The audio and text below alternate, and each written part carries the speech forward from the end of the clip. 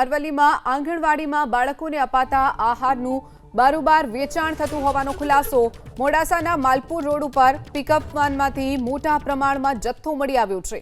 મહીસાગરના ખાનપુરથી ગેરકાયદે પોષણક્ષમ આહારની હેરાફેરી કરતા હોવાનો ખુલાસો।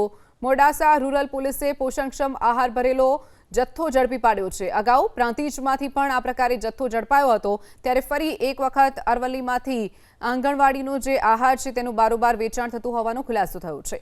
વધુ વિગતો સાથે સંવાદદાતા દેવાંગ ચૌધરી આપણી સાથે ફોન લાઈન ઉપર જોડાઈ ગયા છે। દેવાંગ, અરવલ્લીમાં આંગણવાડીના બાળકોને જે આહાર આપવામાં આવે છે તે બારોબાર વેચી દેવાનો જે કૌભાંડ છે તે બહાર આવ્યું છે, શું વિગતો? ચોક્કસથી વાત કરવામાં આવે તો ગઈકાલ રાતની આ ઘટના છે, જ્યાં આંગણવાડીના બાળકો માટે જે વપરાતો પોષણક્ષમનો જે આહાર છે તે બારોબાર વેચાતો હોવાનું રેકેટ સામે આવ્યું છે। ખાસ કરીને આ જે ગાડી પકડાઈ છે જે મહીસાગરના ખાનપુરથી ભરી અને હિંમતનગર તરફ જઈ રહી હતી, તે દરમિયાન જ મોડાસાના સાકરિયા નજીક પોલીસે બાતમીના આધારે ગાડી ચાલકને રોક્યો હતો। ત્યારબાદ પૂછપરછ કરતા માલુમ પડ્યું કે આ ગેરકાયદેસર પોષણક્ષમ આહારનો જે જથ્થો છે તે બારોબાર વેચવામાં આવી રહ્યો છે। ત્યારે સમગ્ર મામલે પોલીસ દ્વારા 300 જેટલા કટ્ટા ઝડપી અને ICDSની ફરિયાદી બનાવી અને પોલીસ ફરિયાદ નોંધવામાં આવી છે। જી ચોક્કસથી દેવાંગ, માહિતી બદલ આભાર।